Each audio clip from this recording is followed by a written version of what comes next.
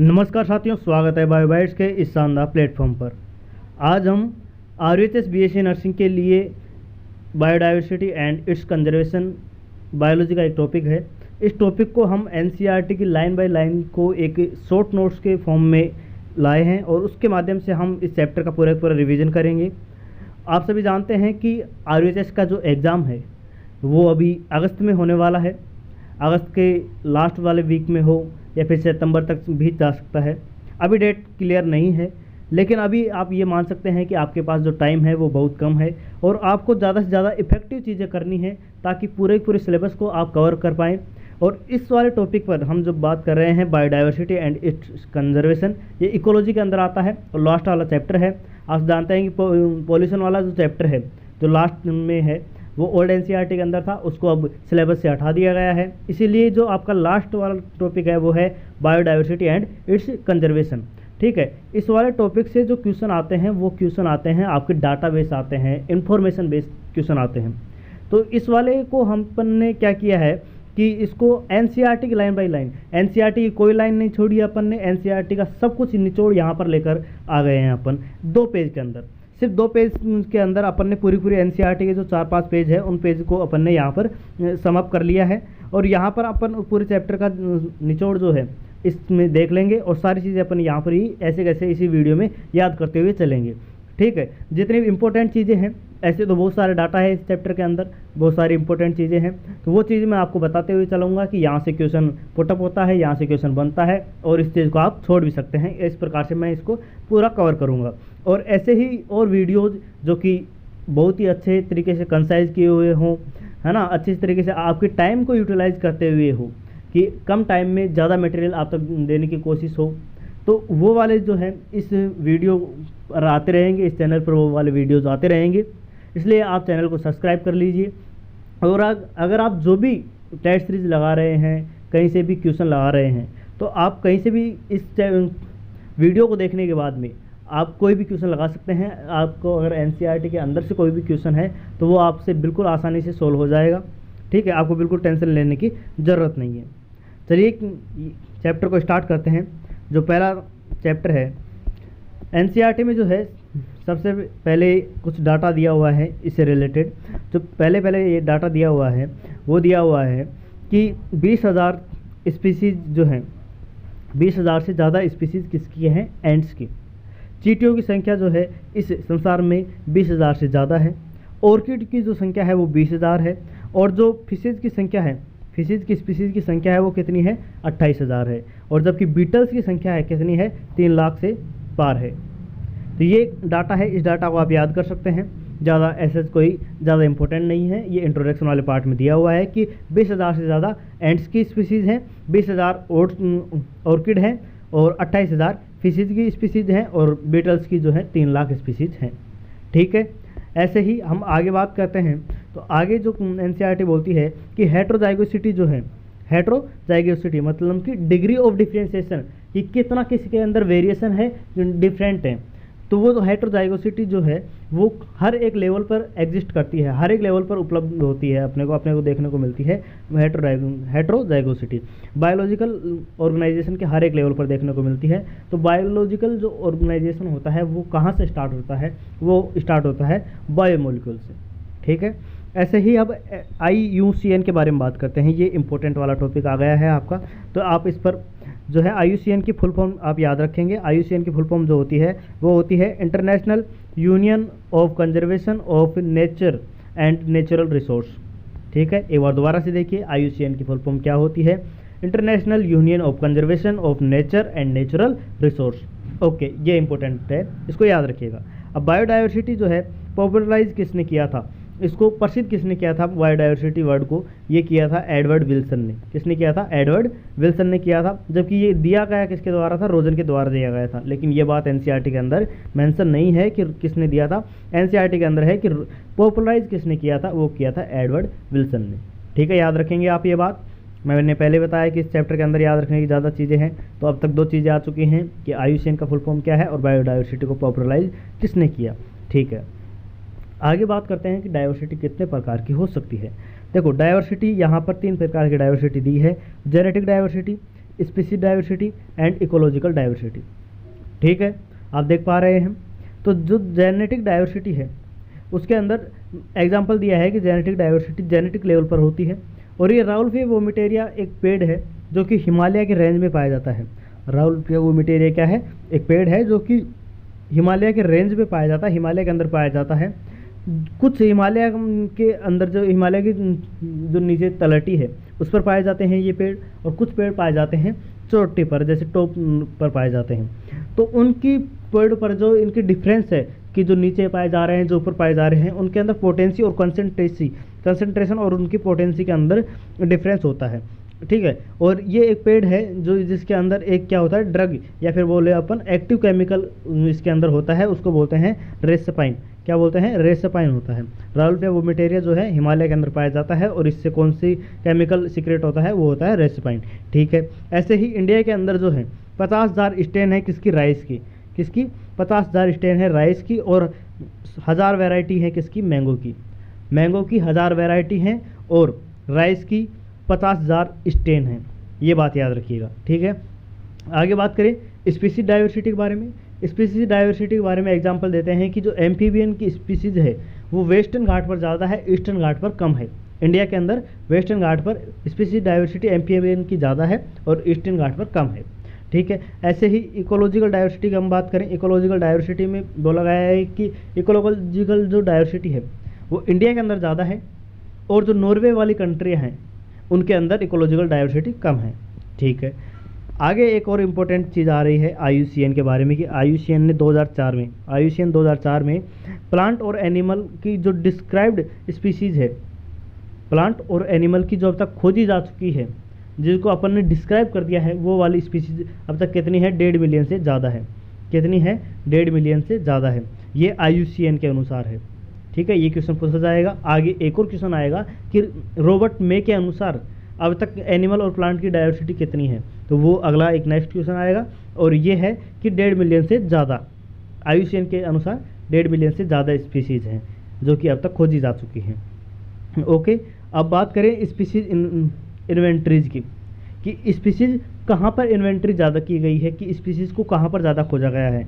2 reason अपन अपने पूरे संसार को 2 रीजन के अंदर पार्ट कर सकते हैं। एक होता है टेम्परेट वाला रीजन, एक होता है ट्रॉपिकल रीजन वाला। ट्रॉपिकल वाला वो वाला रीजन होता है जहाँ पर टेम्परेचर बहुत ज़्यादा रहता है, जैसे मरुस्थल वाला हो गया, थार वाला हो गया, ऐसे वाले।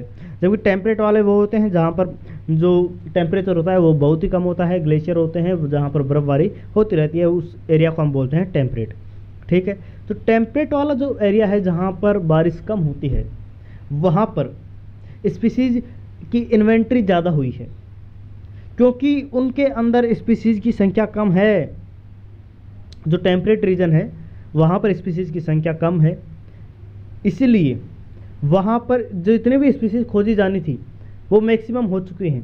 वहाँ पर जैसे 50 स्पीसीज खोजी गई हैं तो वो खोजी जा चुकी हैं, क्योंकि वहाँ पर स्पीसीज की संख्या ही 50 है, मतलब वहाँ पर बहुत कम है, वहाँ पर ज़्यादा कंप्लीट है टेम्परेट रीजन पर।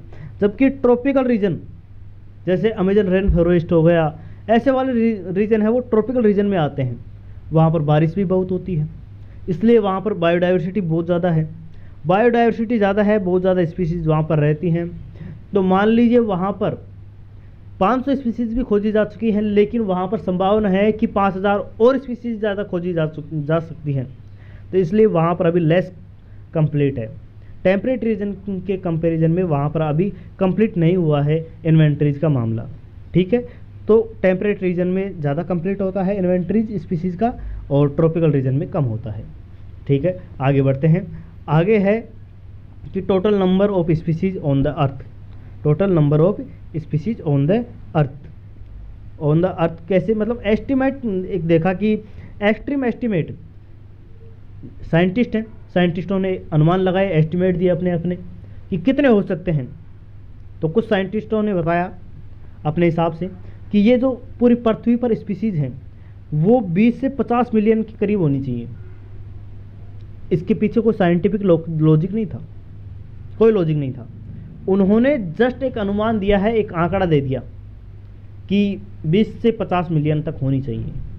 लेकिन उसके बाद में आया रॉबर्ट मे साहब, जिन्होंने कंजर्वेटिव और साइंटिफिक कुछ सोच समझकर, कुछ एक्सपेरिमेंट करके उन्होंने ये दिया कि जो वर्ल्ड में टोटल स्पीसीज हैं वो 7 मिलियन होनी चाहिए। कितनी होनी चाहिए?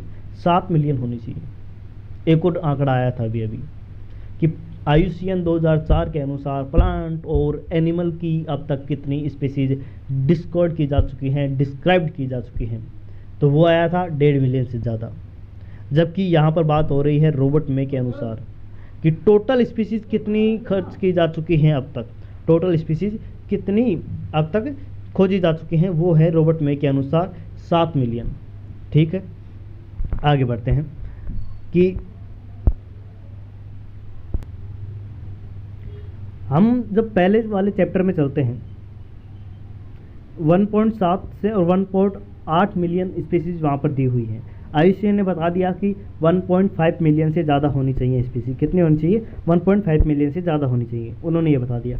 लेकिन एक टोटल एस्टिमेट, मतलब टोटल जो उन्होंने बताया था, फिक्स एक बताई है, जो पहला वाला चैप्टर है अपना 11th का, उसके अंदर कि अब तक टोटल प्लांट के और एनिमल की कितनी स्पीसीज खोजी जा चुकी हैं, तो वहाँ पर बताया गया है कि 1.7 से 1.8 मिलियन स्पीसीज अब तक प्लांट और एनिमल की खोजी जा चुकी हैं। उसमें से 22% जो है, 22% कौन है?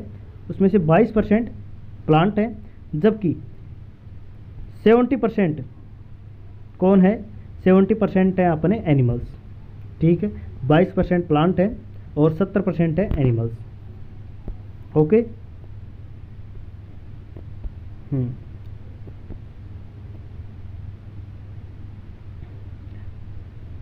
देन दिस, और आप आगे बात करेंगे कि जो 70% एनिमल्स हैं उसमें से भी 70% कौन है? इंसेक्ट है।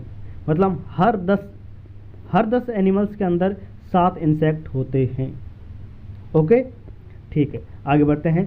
तो जो स्पीसीज है, यहाँ पर स्पीसीज अपन ने बात की कि 1.7 से 1.8 मिलियन स्पीसीज हैं। वर्ल्ड के अंदर अपन ने बात की कि 7 मिलियन स्पीसीज होनी चाहिए। इसमें सबसे ज़्यादा स्पीसीज किस किस की हैं, वो एक ऑर्डर है कि एंजियोस्पर्म की जो है सबसे ज़्यादा है स्पीसीज, उसके बाद में फंगाई की है, उसके बाद में फिश की है, फिर एम्फीबियंस की है, फिर रेप्टाइल्स की है और फिर मेमल्स की है। इस ऑर्डर को ऐसे कैसे याद रखना पड़ेगा? सबसे ज़्यादा जो स्पीसीज की संख्या है वो है किसकी? एंजियोस्पर्म की, फिर फंगाई की है, फिर फिश की है, फिर किसकी है? फिश, एम्फीबियन, रेप्टाइल्स और फिर मेमल्स की। ठीक है, इन सब की मिलकर जो है फंगाई से कमी होती है। ओके, इन्वर्टिब्रेट के अंदर बात करें तो इन्वर्टिब्रेट के अंदर देखिए आप, इन्वर्टिब्रेट में सबसे ज़्यादा इंसेक्ट की होती है, फिर अदर्स की होती है, फिर मोलस्क की होती है और फिर होती है क्रस्टेशियन की। NCERT में ये एक पाई चार्ट के अनुसार दिखाया गया है। उस पाई चार्ट को आपको ऐसे कैसे याद करना है, उसके लिए आप ये जो ट्रिक है देख सकते हैं कि ओथ MC में सबसे जानते हैं कि 10 में से जो 7 हैं वो तो इंसेक्ट होते ही हैं। उसके बाद आपको याद करना है इन्वर्टिब्रेट के अंदर, तो उसमें आएगा सबसे पहले ओथ मतलब अदर्स, और MC मतलब मोलस्क और क्रस्टेशियन। ठीक है, उसके बाद में आएगा वर्टिब्रेट के अंदर, वर्टिब्रेट में आएगा FBRAM, फिशेज आ जाएगा, बर्ड्स आ जाएगा, रेप्टाइल्स आ जाएगा, एवीज आ जाएगा और मेमल्स आ जाएगा। ठीक है, ऐसे ही फिर प्लांट के बारे में बात करें तो प्लांट में एंजियोस्पर्म सबसे पहले आएगा, उसके बाद में फंगाई आएगी, फिर आएगा एल्गी आएगा, फिर मोसेज आएगा, फर्न आएगा और लाइकेन आएगा। इसके लिए ट्रिक हम यूज़ कर सकते हैं कि ए मोस्ट फेमस लाइकेन, जैसे अपन को याद है कि एंजियोस्पर्म आएगा सबसे पहले और फंगाई आएगा, ये तो ठीक है। इसके बाद में जो देखेंगे वो है सबसे पहले एल्गी आएगा, फिर आएगा मोसेज, फिर फर्न और फिर lichen, a most famous lichen. ठीक है, अपन ने यहाँ तक बात की है। आगे देखते हैं, आगे यहाँ पर प्रोकैरियोट्स की जो है स्पीसीज अपन एस्टिमेट नहीं कर सकते। NCERT बता रही है कि जो प्रोकैरियोट की संख्या है वो अपन एस्टिमेट ही नहीं कर सकते अभी तक। क्यों नहीं कर सकते एस्टिमेट? क्योंकि ये कल्चरेबल नहीं है, इनको कहीं पर ग्रो नहीं कराया जा सकता। जैसे अपने को चूहे की स्पीसीज पता लगानी है, चूहे के ऊपर रिसर्च करना है, अपन उसको क्या कर सकते हैं, मतलब उसको कल्चर कर सकते हैं, अपने एक एनवायरनमेंट के अंदर उसको बड़ा कर सकते हैं, है ना, और उनके बीच में ब्रीडिंग करा सकते हैं। लेकिन प्रोकैरियोट्स बैक्टीरिया है उसके अंदर नहीं करा सकते। बैक्टीरिया बहुत जल्दी तरीके से ग्रोथ करते हैं, उनकी जो लाइफ साइकिल होती है वही बहुत कुछ मिनटों की होती है। तो तो वो ज़्यादा कल्चरेबल नहीं होते हैं, लेबोरेटरी के अंदर अपन उसको ग्रो नहीं करा सकते, इसीलिए जो उनकी संख्या है वो एस्टिमेट नहीं की जा सकती। ओके, अब इंडिया का कुछ डाटा है, ये डाटा बहुत ज़्यादा इंपॉर्टेंट है, जहाँ पर इंडिया की बात आ जाती है तो वहाँ पर से क्वेश्चन पूछना ज़्यादा इंपॉर्टेंट है। तो इंडिया के अंदर जो इंडिया है वो एरिया के वाइज अगर बात करें कि वर्ल्ड के अंदर इंडिया का कितना एरिया है, वो है 2.4%। 2.4% लैंड एरिया ले रखा है किसने, इंडिया ने, ठीक है। लेकिन बायोडाइवर्सिटी की बात करें तो बायोडाइवर्सिटी है 8.1, मतलब हम ज़मीन तो ले रखा है अपन ने 2.4%, और जबकि बायोडाइवर्सिटी अपने पास यहाँ पर जो बायोडाइवर्सिटी है वो है 8.1%, मतलब अपन बायोडाइवर्सिटी की तरफ से बहुत ज़्यादा रिच है। One of the 12th mega diversity countries के अंदर आते हैं इंडिया जो है, जो 12 मेगा डाइवर्सिटी कंट्रीज़ हैं उसके अंदर से इंडिया भी एक क्या है, मेगा डाइवर्सिटी वाला कंट्री है, ठीक है।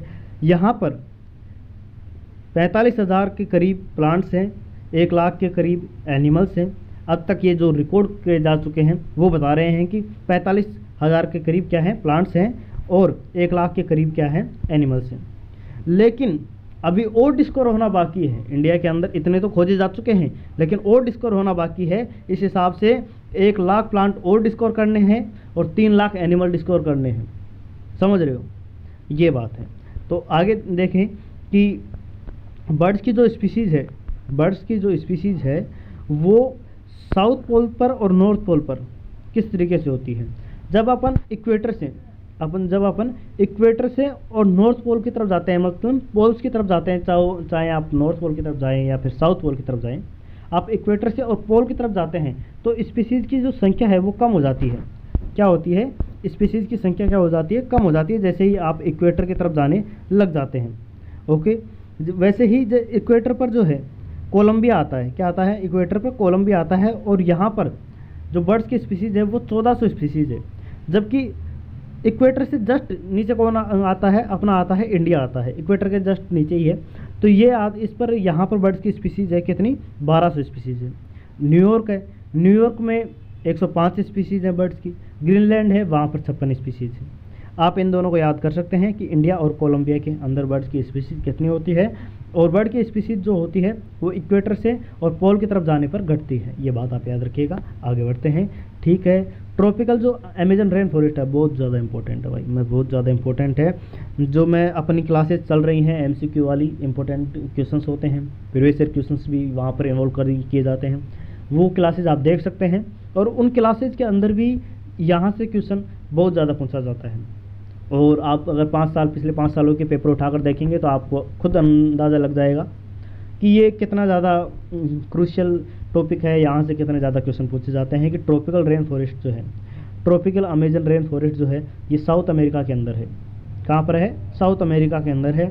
और ये ग्रेटेस्ट बायोडाइवर्सिटी है, कहाँ पर, अर्थ के ऊपर ग्रेटेस्ट बायोडाइवर्सिटी है। इसीलिए इसको लंग्स ऑफ द प्लेनेट भी बोला जाता है, लंग्स ऑफ द प्लेनेट बोला जाता है, क्योंकि ये 20% ऑक्सीजन क्या करती है, प्रोड्यूस करता है। अमेजन रेन फॉरेस्ट 20% ऑक्सीजन को प्रोड्यूस करता है। यहाँ पर बहुत ज़्यादा बायोडाइवर्सिटी पाई जाती है। जो दुनिया की सबसे ज़्यादा ग्रेटेस्ट बायोडाइवर्सिटी है वो कहाँ पाई जाती है, अमेजन रेन फॉरेस्ट के अंदर पाई जाती है। जो इनवर्टिब्रेट हैं उनकी यहाँ पर जो संख्या है वो कितनी है, 1.25 लाख है। जबकि प्लांट्स की 40,000, फिशेज़ की 3,000, बर्ड्स की 1300, एम्फीबियन की और मेमल्स की, इनकी स्पीसीज जो है बराबर सी है, 427 के करीब स्पीसीज है। रेप्टाइल्स की जो स्पीसीज हैं वो है 378। आप इसको ऐसे कैसे याद रखना पड़ेगा आपको, ये यहाँ से आ सकता है, लेकिन सबसे पहले बात याद रखेंगे कि आप बायोडाइवर्सिटी ग्रेटेस्ट बायोडाइवर्सिटी जो है वो अमेजन रेन फॉरेस्ट की है, अमेरिका के अंदर है, 20% ऑक्सीजन को प्रोड्यूस करती है, प्लेनेट ऑफ अर्थ भी कहा जाता है इसे। और यहाँ पर कितनी ज़्यादा बायोडाइवर्सिटी है वो आप यहाँ से अंदाज़ा लगा सकते हैं, देख सकते हैं। लेकिन ये डीप है, क्वेश्चन यहाँ से पूछने जाने की संभावना कम है, लेकिन NCERT के अंदर है, NCERT के अंदर है, मतलब हम अपन हर चीज़ को यहाँ पर कवर कर रहे हैं, ठीक है। और अभी यहाँ पर अमेजन रेन फॉरेस्ट के अंदर कितनी और डिस्कवर किए जाने बाकी हैं, वो हैं 2 मिलियन इंसेक्ट की स्पीसीज और इन्वेंटरीज किया जाना बाकी है, खोजा जाना बाकी है। ठीक है, ये अपन ने बात की है ट्रॉपिकल रेन फॉरेस्ट के बारे में। अब बात करते हैं कुछ हाइपोथेसिस के बारे में कि जो स्पीसीज हैं वो विलुप्त हो रही हैं, तो उसके पीछे क्या क्या हाइपोथेसिस हैं। तो कुछ हाइपोथेसिस हैं इसके बारे में कि ट्रॉपिकल रेन फॉरेस्ट में ही ज़्यादा स्पीसीज क्यों होती हैं, टेम्परेट में क्यों नहीं होती। इसके पीछे सब लोगों ने अपना अपना हाइपोथेसिस दी है। तो वो हाइपोथेसिस, एक हाइपोथेसिस कहती है कि स्पेसिफिकेशन जो होती है वो फंक्शन ऑफ द टाइम होती है। मतलब कहाँ पर कितनी स्पेसीज होंगी वो टाइम का फंक्शन है। जिस एरिया को जितना टाइम मिलेगा वहाँ पर उतनी ही ज़्यादा स्पीसीज होंगी। ये एक हाइपोथेसिस है। दूसरी हाइपोथेसिस बोल रही है कि ट्रॉपिकल एनवायरनमेंट के अंदर लेस सीजनल वेरिएशन होते हैं, मोर कांस्टेंट होता है और प्रेडिक्टेबल होता है, जिससे कि निश स्पेशलाइजेशन हो जाता है। मतलब कि ट्रॉपिकल जो रेन फॉरेस्ट होता है उसके अंदर ग्लेशियर वगैरह पिघलते नहीं हैं।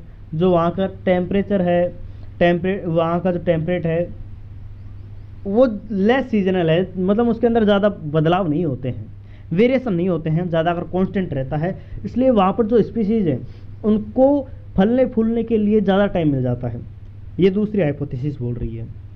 ठीक है, एक ने बोला कि वहाँ पर ज़्यादा टाइम मिलता है ट्रॉपिकल रेन में, दूसरे ने बोला कि वहाँ पर जो सीजन होता है वो कांस्टेंट होते हैं, ज़्यादा वेरिएशन नहीं आते, इसकी वजह से होता है। तीसरा बोल रहा है, अब देखिएगा कि जो ट्रॉपिकल रीजन है उसके अंदर सोलर एनर्जी ज़्यादा होती है। मैंने बोला ना कि वहाँ पर टेम्परेचर ज़्यादा होता है, मतलब कि वहाँ पर लाइट की रेडिएशन ज़्यादा पड़ती है। तो मतलब उन्होंने बोला कि सोलर रेडिएशन ज़्यादा होती है, जिससे कि प्रोडक्टिविटी ज़्यादा होती है, जिससे कि स्पीसीजेशन ज़्यादा हो जाती है, वहाँ पर स्पीसीज भी ज़्यादा हो जाती हैं। तो यहाँ पर ये तीन हाइपोथेसिस हैं कि ट्रॉपिकल रेन फॉरेस्ट के अंदर ज़्यादा स्पीसीजेशन क्यों होता है और उसके अंदर टेम्परेट के अंदर कम क्यों होता है। ठीक है, ये कोई ज़्यादा इम्पोर्टेंट नहीं थी। और यहाँ पर देखें कि स्पीसीज एरिया रिलेशनशिप, ये आपको याद रखना पड़ेगा, इम्पोर्टेंट वाला है। यहाँ पर कुछ साइंटिस्ट के नाम हैं, उनके रूल्स हैं। एलन का आएगा और ये है वॉन हेम्बोल्ट का। ठीक है, वॉन हेम्बोल्ट जो है इन्होंने स्पीसीज एरिया रिलेशनशिप दिया था। इनके अनुसार जो स्पीसीज रिचनेस है वो एरिया की डायरेक्टली प्रोपोर्शनल होती है, लेकिन एक लिमिट तक होती है। एरिया की डायरेक्टली प्रोपोर्शनल होती है लेकिन एक लिमिट तक होती है। इन्होंने जो वो बनाया था, ग्राफ बनाया था, वो कुछ ग्राफ इस प्रकार से था, है ना, वो था रेक्टेंगुलर हाइपरबोला। ओके, तो ये कुछ इस प्रकार का ग्राफ बनाया था इन्होंने बताया था कि जो रिलेशनशिप है वो स्ट्रेट लाइन पर जाती है। किस पर? स्ट्रेट लाइन पर चलता है। ठीक है, और इन्होंने ये एक सूत्र मतलब कि फॉर्मूला दिया था, log s is equal to log c plus Z log a। यहाँ पर जो जेड है वो स्लोप है और ये क्या बताती है कि रिग्रेशन कोफिशिएंट को बताती है। किसको बताती है? रिग्रेशन कोफिशिएंट को बताती है। ठीक है, तो ये जेड, जब जो रिग्रेशन कोफिशिएंट है जेड 0.1 से 0.2 तक होता है, वो एक नॉर्मल टेक्सा के लिए होता है। जब एक लार्ज एरिया के लिए अपन डिफाइन करते हैं रिग्रेशन कोफिशिएंट को, तो ये होता है 0.6 से और 1.2 तक। लेकिन जैसे फंगीवोरस बर्ड्स हैं, मेमेलियंस हैं, और ट्रॉपिकल फॉरेस्ट के अंदर जो फ्रूट खाने वाले बर्ड्स हैं और मेमल्स हैं, उनके लिए ये जो जेड रिग्रेशन कोफिशिएंट की जो संख्या है वो कितनी है? 1.15 है। कितनी है? 1.15 है। ओके, आगे बढ़ते हैं। आगे है डेविड टिलमान साहब। डेविड टिलमान ने, अपन ने अभी देखा वॉन हेम्बोल्ट ने क्या दिया था? एरिया रिलेशनशिप दिया था, एरिया स्पीसीज रिलेशनशिप दिया। अब आए हैं डेविड टिलमान साहब। ठीक है, डेविड टिलमान साहब ने क्या किया?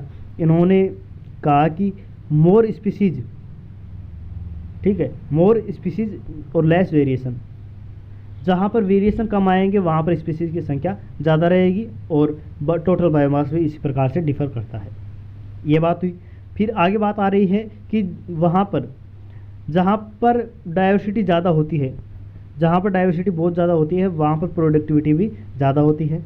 और एक कम्युनिटी जो होती है वो स्टेबल कम्युनिटी होती है और मोर स्पीसीज होती हैं। वहाँ पर मोर स्पीसीज होती हैं और मोर ही कम्युनिटी होती हैं। स्टेबल कम्युनिटी होती है, ज़्यादा स्पीसीज होती हैं। ठीक है। ऐसे ही आगे चलते हैं, दूसरे साइंटिस्ट हैं पॉल एनरिच। इन तीनों साइंटिस्ट को आप याद रखना ही है। और ठीक है, एक एलन वाला आएगा, पॉल एनरिच आ चुका है, और आ चुका है डेविड टिलमैन आ चुका है, और आ चुके हैं आपके वोल्ट हेम्बोल्ट। ठीक है, आपको साइंटिस्ट को तो ज़रूर याद करना ही है। और आयुशियन वाला आपको याद करना है, रॉबर्ट मे वाला आपको याद करना है, उसके बाद में अमेजन रेन फॉरेस्ट वाला आपको याद करना है। ये कुछ इंपॉर्टेंट टॉपिक जब तक पढ़ चुके हैं उनके बारे में मैंने बताया है कि ये ज़रूर आपको याद रखने हैं। पॉल एनरिच ने कहा है कि रिवर्ट प्रॉपर हाइपोथेसिस दी थी। क्या दिया था? रिवर्ट प्रॉपर हाइपोथेसिस इन्होंने दी थी कि जो एरोप्लेन होती है वो उसको अपन एक इकोसिस्टम की तरह देख सकते हैं। उसके अंदर जो बुलेट होते हैं, रिवर्ट होते हैं, उसको अपन एक स्पीसीज की तरह देख सकते हैं। और जो विंग के रिवर्ट हैं, जो पंख हैं, एरोप्लेन के जो पंख हैं, उनके जो पेच होते हैं उनको अपन की स्पीसीज़ की तरह देख सकते हैं कि की स्पीसीज़ कौन क्या होती है। की स्पीसीज़ वो वाली स्पीसीज होती है जहाँ जिनकी संख्या तो कम होती है लेकिन उनका इन्फ्लुएंस बहुत ज़्यादा होता है कम्युनिटी के ऊपर, उनको अपन बोलते हैं की स्पीसीज। तो ऐसे ही जब एक एरोप्लेन होती है, उसके जो विंग्स होते हैं, उसके जो बुलेट होते हैं, वो तो कुछ इधर मान ले 5 इधर 5 इधर, तो 10 ही हुए, तो वो तो बहुत कम है। लेकिन सीटों के जो बुलेट हैं तो वो तो बहुत ज़्यादा हो जाते हैं। तो उनके मुकाबले तो जो विंग्स के रिवर्ट हैं वो बहुत कम है, लेकिन उनकी जो इम्पोर्टेंस है वो बहुत ज़्यादा है। अगर मान लीजिए एक एरोप्लेन जो है फ्लाई कर रहा है और उसके ऊपर से एक रिवर्ट खुल जाता है, वो रिवर्ट मान लीजिए कि एक रिवर्ट खुला है सीट का और एक रिवर्ट खुला है किसका, एरोप्लेन के विंग का, तो किस में ज़्यादा रिस्क है? अगर एक पंख के रिवर्ट खुल जाएगा तो वो तो पूरी एक फ्लाइट के लिए डेंजर सिचुएशन हो जाएगी, जबकि अगर सीट वाला रिवर्ट खुलता है तो वो एक नॉर्मल सिचुएशन हो जाती है। ठीक है, वहीं पर हम आगे बात करें कि लॉस ऑफ बायोडाइवर्सिटी। बायोडाइवर्सिटी के लॉस के लिए कौन कौन से कारण हो सकते हैं? तो पहला जो कारण है वो कोलोनाइजेशन इन ट्रॉपिकल रीजन, कि कोलोनाइजेशन हो रहा है, वहाँ पर बस्तियाँ बसाई जा रही हैं, वहाँ पर लोग जो हैं प्लॉट काट रहे हैं, सीधी सी बात है। इस वजह से, कोलोनाइजेशन की वजह से 2000 से ज़्यादा स्पीसीज जो हैं नेटिव बर्ड्स की, वो अब तक विलुप्त हो चुकी हैं।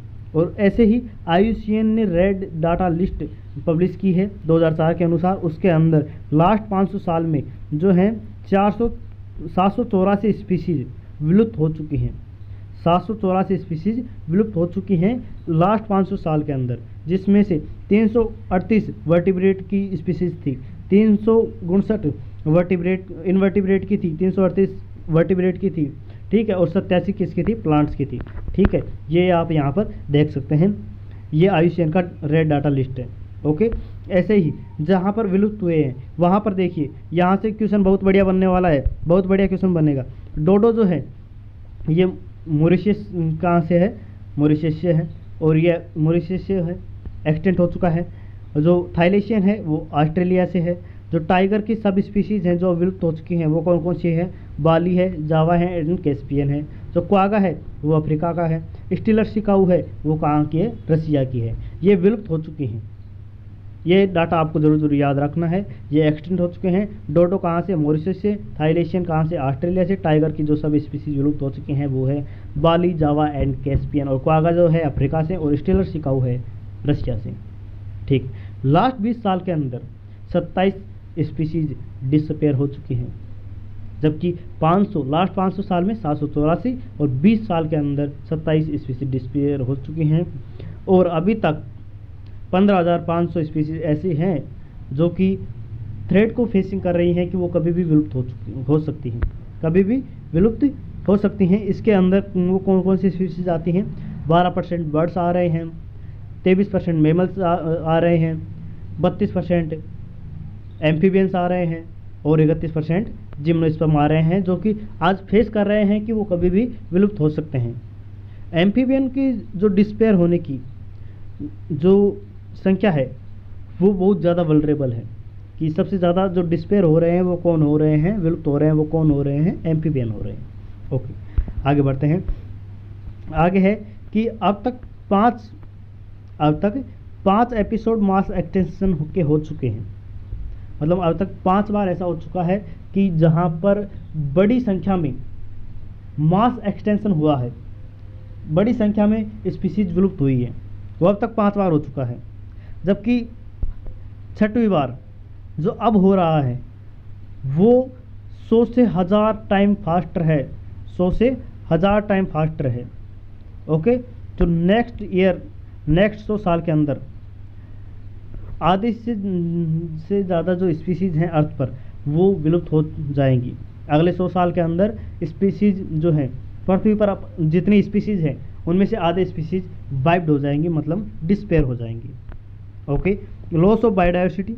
बायोडाइवर्सिटी के लॉस के पीछे क्या क्या कारण हो सकते हैं, उसमें है कि बायोडाइवर्सिटी की लॉस हो रहा है तो उसमें कौन कौन से क्या क्या प्रभाव पड़ रहे हैं। तो वो हैं कि प्लांट का प्रोडक्शन कम हो रहा है, लोअर रेजिस्टेंस हो रहा है कि छोटी छोटी बीमारियों से ही इंसान आज मौत के घाट तक चला जाता है, उनके पीछे जो रोग प्रतिरोधक क्षमता है वो कम होती जा रही है।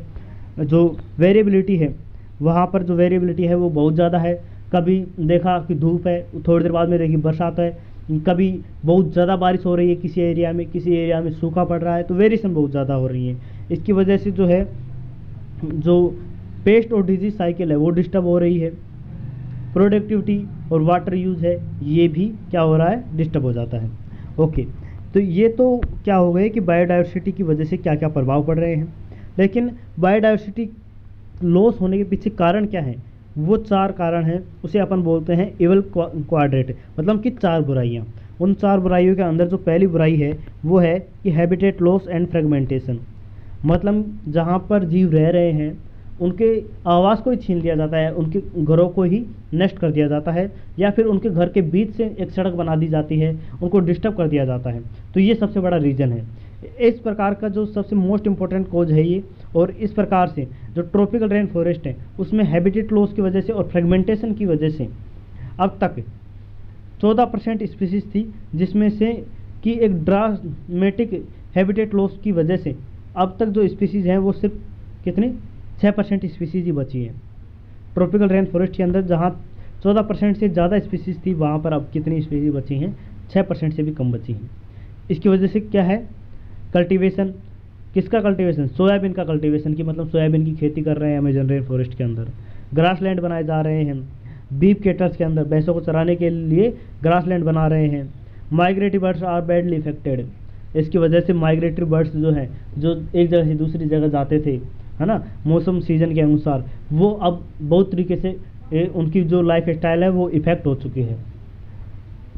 तो ये वाली बात भी आप यहाँ पर याद रखेंगे। और सबसे पहले याद रखेंगे कि सबसे मेन जो कारण है वो है हैबिटेट लॉस और फ्रेगमेंटेशन, और इसकी वजह से जो है ये कल्टीवेशन किया जा रहा है सोयाबीन के लिए और ग्रासलैंड की जा रही है बीफ कैटल्स के लिए। ओके, तो दूसरी इसके अंदर बुराई है, इविल है, वो है ओवर एक्सप्लोटेशन। क्या, ओवर एक्सप्लोटेशन। तो ओवर एक्सप्लोटेशन में 500 साल के अंदर, पिछले 500 साल के अंदर ओवर एक्सप्लोटेशन की वजह से, मतलब कि ज़्यादा यूज़ करने की वजह से, अपने को पता है कि अपना खाना 2 रोटियों के अंदर हो सकता है, अपना पेट भर सकता है, लेकिन अपन एक्स्ट्रा स्टॉक करके रखेंगे। अगर 5 रोटियां खा रहे हैं तो अब 5 रोटियां अपन रख रहे हैं, तो उसको बोलते हैं एक्स्ट्रा एक्सप्लोटेशन।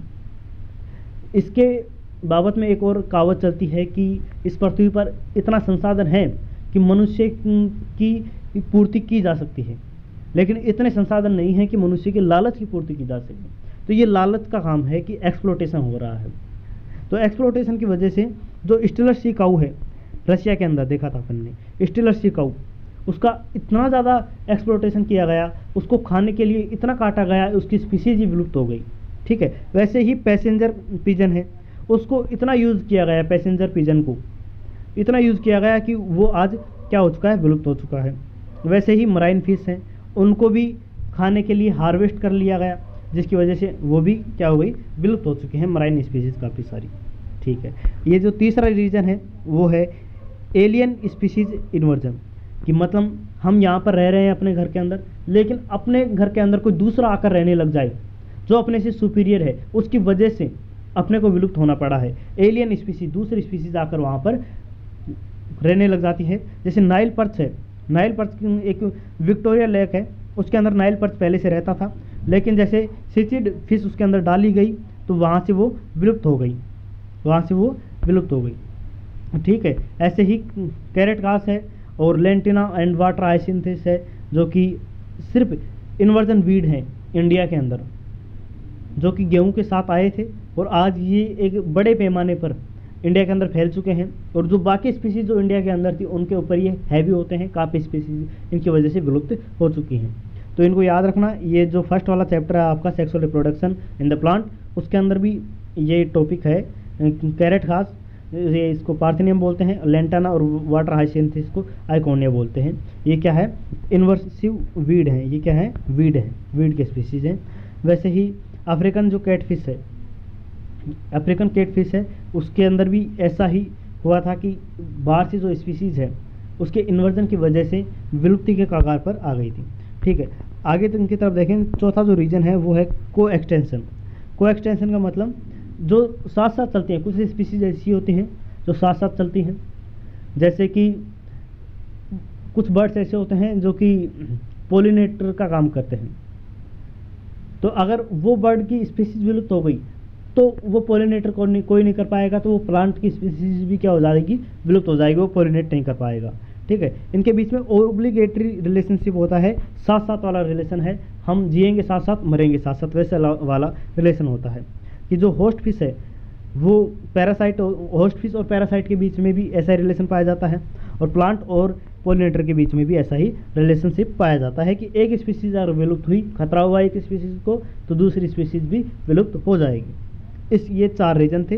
इन 4 रीजन को एक बार दोबारा से देख लीजिए। जो सबसे पहला वाला रीजन था वो था हैबिटेट लॉस एंड फ्रेगमेंटेशन, और दूसरा जो रीजन था वो ओवर एक्सप्लोटेशन का था, तीसरा एलियन स्पीसीज इन्वर्जन का था, चौथा जो है को एक्सटेंशन का था।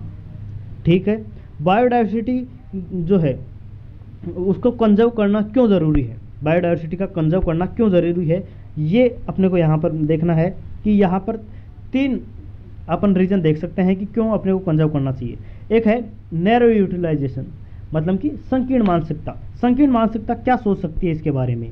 वो है कि यार देखो, बायोडाइवर्सिटी है, जंगल है, उससे अपने को खाने को मिल जाता है, फूड मिल जाता है ना, वुड लकड़ियाँ मिल जाती हैं, फाइबर मिल जाता है ना, और मेडिसिन वगैरह भी मिल जाती हैं, है ना। तो ये सब मिल जाती हैं, तो इसलिए अपने को इनका क्या करना चाहिए? कंजर्वेशन करना चाहिए। ऐसी कितनी, ये 25,000 प्लांट की इतनी स्पीसीज़ हैं जो कि मेडिसिन के लिए काम में आती हैं। तो इन सब को देखते हुए अगर अपन क्या करते हैं, बायोडाइवर्सिटी को कंजर्व करते हैं, तो ये एक नैरो यूटिलाइजेशन हो जाएगा, एक संकीर्ण मानसिकता के अंदर इसको क्या किया जाएगा? लिया जाएगा। ठीक है, और वैसे ही यहाँ पर दूसरी वाली बात करें, दूसरा जो है ब्रॉड यूटिलाइजेशन है कि भाई बड़ा सोचते हैं, बड़ी सोच। वो है कि इकोसिस्टम सर्विस। इकोसिस्टम सर्विस है कि मतलब इकोसिस्टम जो अपने आसपास का इकोसिस्टम है वो अपने को कितना कुछ दे रहा है। वो 20% ऑफ ऑक्सीजन तो सिर्फ एक अमेजन रेन फॉरेस्ट दे रहा है। ये भी ब्रॉड यूटिलाइजेशन है, बड़े लेवल पर सोच रहा है, लेकिन ये भी सिर्फ अपने बारे में सोच रहा है कि इकोसिस्टम के बारे में सोच रहा है बड़े लेवल पर। ठीक है, तीसरा है एथिकल रीजन। कौन सा रीजन है? एथिकल रीजन, कि अपने को बायोडाइवर्सिटी का कंजर्व करना चाहिए। क्यों करना चाहिए? क्योंकि एथिकल रीजन की वजह से, क्योंकि हर एक स्पीसीज का पूरा हक है इस दुनिया में जीने का। एथिकल रीजन बोलता है कि हर एक स्पीसीज की अपनी वैल्यू है सर, हर एक स्पीसीज को हक है कि वो इस दुनिया में सर्वाइव करे, जिए। ठीक है, इसीलिए उसको यहाँ पर कंजर्व करना चाहिए अपने को। तो ये 3 रीजन थे कि बायोडाइवर्सिटी को अपने को कंजर्व क्यों करना चाहिए। ठीक है,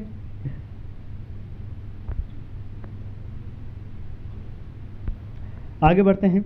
आगे जो ये वाला टॉपिक है बहुत ज़्यादा इम्पोर्टेंट है, इसको आप बहुत ज़्यादा इम्पोर्टेंट है। इन सिटू कंजर्वेशन, अपन ने देखा कि कंजर्वेशन क्यों करना चाहिए, कंजर्वेशन क्यों करना चाहिए वो अपन ने देख लिया। 3 यहाँ पर अपन ने रीजन देखें। उसके बाद में है कि इंस्टीट्यूट कंजर्वेशन, मतलब कि कंजर्वेशन तो कर रहे हैं अपन, अब कैसे कैसे कंजर्वेशन करना है। तो इंस्टीट्यूट कंजर्वेशन कर सकते हैं अपन, जहाँ पर वो स्पीसीज है वहीं की वहीं पर उनको कंजर्वेटिंग कर देते हैं, है ना। और ऐसा हो सकता है कि ये वो जहाँ पर स्पीसीज है वहाँ पर वो अच्छी तरीके से रह नहीं पा रही, तो अपन उनको किसी एक ऐसे जगह पर ले आएँ जहाँ पर अपन ही उनको खाना देंगे, अपन उनके एनवायरनमेंट को अच्छे तरीके से देखेंगे, तो वो हो जाएगा एक्स सिटू कंजर्वेशन। ठीक है, इन सिटू कंजर्वेशन में जो वो है हॉट स्पॉट आते हैं। क्या आते हैं? हॉट स्पॉट आते हैं। मतलब कि हॉट स्पॉट कौन होते हैं? वो होते हैं जो कि जहाँ पर स्पीसीज़ की रिचनेस बहुत ज़्यादा होती है, मतलब बहुत ज़्यादा स्पीसीज़ होती हैं, है ना। और जो एंडिज्म ज़्यादा होता है, क्या होती है, एंडिज्म ज़्यादा होता है, मतलब कि ये स्पीसीज यहीं पर पाई जा रही है, सिर्फ आपके आसपास पाई जा रही है और दुनिया में कहीं नहीं पाई जा रही वो स्पीसीज, मतलब कि उसका एंडिज्म ज़्यादा है और हैबिटेट लॉस ज़्यादा हो रहा है। और आपके आसपास आप लोग उसके घर को भी बहुत तरीके से जला रहे हैं, रोज़ जंगल काट रहे हैं, अपने आसपास वाला जंगल, और आपको पता है कि जो यहाँ पर आपके जंगल में स्पीसीज है वो सिर्फ आप ही के जंगल में है और वो विलुप्त हो रही है। ठीक है। और ऐसे जो हॉट स्पॉट हैं, वो पहले हॉट स्पॉट 25 थे, अब 9 और इंक्लूड कर लिए गए, तो अब टोटल जो हॉट स्पॉट हैं दुनिया के अंदर वो हैं 34। इंडिया के अंदर कितने हॉट स्पॉट हैं, वो हैं 3। कौन कौन से, वेस्टर्न घाट श्रीलंका, है ना, और दूसरा है इंडोवर्मा, तीसरा है हिमालय। ये 3 इंडिया के अंदर क्या हैं, हॉट स्पॉट हैं। ठीक है। वेस्टर्न घाट श्रीलंका, ये जो हॉट स्पॉट है श्रीलंका और वेस्टर्न घाट के बीच में है, वो वाला रीजन जहाँ पर इंडिया की टेरिटरी पड़ती है, तो इसलिए इसको वहाँ पर श्रीलंका की तरफ है, इसीलिए ये बोला गया है कि वेस्टर्न घाट श्रीलंका। ठीक है। ये इंडिया के अंदर 3 हॉट स्पॉट रीजन है। ये हॉट स्पॉट जो रीजन है ये टोटल दुनिया का 2% से भी कम रीजन को लेते हैं, लेकिन जो मास एक्सटेंशन है उसको ये 30% तक रिड्यूस करते हैं, मतलब कि स्पीशीज़ को विलुप्त होने से 30% से बचाते हैं, जबकि ये पूरी दुनिया में 2% ही है। इंडिया के अंदर जो बायोस्फीयर रिजर्व हैं वो 14 हैं, नेशनल पार्क 90 हैं और वर्ल्ड लाइफ सेंचुरी कितनी है, 448 हैं। आप इसको ऐसे कैसे याद रखेंगे, इंडिया के अंदर कौन कौन से हैं, बायोडाइवर्सिटी रिजर्व कितना है, नेशनल पार्क कितने हैं, वाइल्ड लाइफ सेंचुरी कितनी है। और ये भी याद रखिएगा कि ये सारे के सारे किसके अंदर, इन सिटू कंजर्वेशन के अंदर हैं। हॉट स्पॉट भी इन सिटू कंजर्वेशन है, बायोडाइवर्सिटी पार्क भी क्या है, इन सिटू कंजर्वेशन है, वाइल्ड लाइफ सेंचुरी भी है, नेशनल पार्क भी है, और बायोस्फीयर रिजर्व भी इन सिटू कंजर्वेशन के अंदर ही आता है। और आता है स्केट ग्रूज, है ना, स्केट ग्रूज जो होते हैं ये भी केस के अंदर आते हैं, इन सिटू कंजर्वेशन के आते हैं। स्केट ग्रूज जो इंडिया के अंदर हैं वो है खासी और जैंता, ये कहाँ पर हैं, मेघालय के अंदर है। अरावली जो है राजस्थान के अंदर है। वेस्टर्न घाट जो है कहाँ पर है, महाराष्ट्र और कर्नाटका के अंदर है। और सुरजा और चंदा और बस्तर जो है ये कहाँ पर है, एमपी के अंदर है। अरावली जो है वहीं पर अपन बैठे हैं, वहीं से वीडियो रिकॉर्ड हो रहा है, आप देख रहे हैं। एक्स टू कंजर्वेशन के अंदर जो होता है ये बायोडाइवर्सिटी कंजर्वेशन में कौन कौन से यहाँ पर स्पीसीज़ को प्रोटेक्शन किया जाता है, स्पेशल केस के अंदर प्रोटेक्शन किया जाता है। इसके अंदर कौन कौन से आते हैं, वो आते हैं zoological park, botanical garden, wild life safari park, और आते हैं जैसे कि गेमेट का क्रायो प्रिजर्वेशन किया जाता है, तो वो भी किसके अंदर आता है, एक्स2 के अंदर आता है। और सीड बैंक जो होते हैं वो भी किसके अंदर आते हैं, एक्स2 के अंदर आते हैं। आप इनको अच्छे तरीके से याद रखिएगा, क्योंकि यहाँ से क्वेश्चन आने वाला है एक्स2 कंजर्वेशन और इन-सिटू कंजर्वेशन से। ठीक है। तो और कितने हैं, ये 3-4 सबमिट हैं, ये भी काफ़ी इंपॉर्टेंट है। ये लास्ट वाला जो है बहुत ज़्यादा इंपॉर्टेंट है, तो इसको याद रखिएगा कि एक्स2 इन-सिटू वाला भी, और ये द अर्थ समिट, जो द अर्थ समिट है ये 1992 में हुआ था और रियो डी जेनेरो शहर में हुआ था। ठीक है। वहीं पर बायोडाइवर्सिटी कंजर्वेशन के बारे में इसके अंदर बात की गई थी, और सस्टेनेबल यूटिलाइजेशन के बारे में बात की गई थी कि बायोडाइवर्सिटी को बचाएंगे, और जो बायोडाइवर्सिटी है उसको अपन जो है यूज़ भी करेंगे, लेकिन सस्टेनेबल करेंगे, कि अपन ने 5 पेड़ काटे हैं तो वहाँ पर 10 पेड़ लगाएंगे, ऐसे यहाँ पर बात की गई थी। सिर्फ इस समिट के अंदर बातें होती हैं, करता कोई नहीं है वैसा। वर्ल्ड समिट फिर हुआ, वर्ल्ड समिट 2002 के अंदर हुआ, ये जोहान्सबर्ग के अंदर हुआ, साउथ अफ्रीका के अंदर, जोहान्सबर्ग के अंदर 2002 के अंदर हुआ। इसके अंदर ये डिसीजन लिए गए कि अपन जो बायोडाइवर्सिटी लॉस हो रही है इसका अपन क्या कर रहे हैं, उसको कम करेंगे। और इसमें 190 कंट्रीज़ क्या हुई थी, इन्वॉल्व हुई थी, भाग लिया था उन्होंने। अगर 1992 वाला बात मानी होती कि सस्टेनेबल यूटिलाइजेशन करेंगे, बायोडाइवर्सिटी को कंजर्व करेंगे, तो ये 2002 में फिर ये निर्णय क्यों लेना पड़ रहा होता कि अपन इसको रिड्यूसन जो लॉस हो रहा है उसको कम करेंगे। मतलब इन समिट्स के अंदर बातें होती हैं, ग्राउंड लेवल पर काम नहीं होता है। ठीक है। तो अपन ने ये जो है जितना भी टाइम लगा है इसके अंदर अपन ने पूरा चैप्टर जो है इसके अंदर अपन ने देख लिया है, बायोडाइवर्सिटी और कंजर्वेशन वाला पूरा चैप्टर अब आपके हाथ में है। अगर आप इस चैप्टर को 1 से 2 बार ऐसी तरीके से रिवाइज कर लेंगे, ये पूरे नोट्स जो हैं आपको अपने टेलीग्राम चैनल बायोबाइट्स 07 पर जाएंगे आप, तो वहाँ पर ये जो नोट्स हैं आपको मिल जाएंगी। और क्लासेज जो इम्पोर्टेंट क्वेश्चंस की क्लासेज हैं वो भी इस चैनल पर लगातार चल रही हैं, वो भी आप देखिए। RHS के लिए अलग से एक प्लेलिस्ट है, उस प्लेलिस्ट पर आप जाएंगे तो वहाँ पर आपको क्लासेज मिल जाएंगी। और भी रेगुलर क्लासेज आती रहती हैं। अपने दोस्त जो भी RHS की तैयारी कर रहे हैं, दूसरी BSc नर्सिंग के लिए तैयारी कर रहे हैं, हाँ, उनके लिए आप इस चैनल को शेयर कर दीजिए।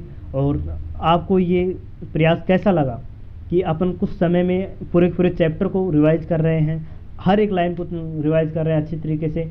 अब वीडियो के अंदर आप कभी भी कान के अंदर लीड लगाकर इसको अच्छी तरीके से सुन सकते हैं, काम करते हुए या कुछ भी करते हुए, ट्रेवल करते हुए। तो आप जो है अच्छी तरीके से ये जो डाटाबेस है, इन चीज़ों को आप याद कर पाएंगे। आप इनको जितना ज़्यादा सुनेंगे तो उतना ही ज़्यादा आप अच्छी तरीके से याद होगा आपको। तो आप याद रखिएगा कि इनको बार बार याद करना पड़ेगा, तभी आप इसको एग्ज़ाम तक ले जा पाएंगे। ठीक है, धन्यवाद। अगले वीडियो में मिलते हैं, तब तक के लिए मुस्कुराते रहिए, पढ़ते रहिए। All the best.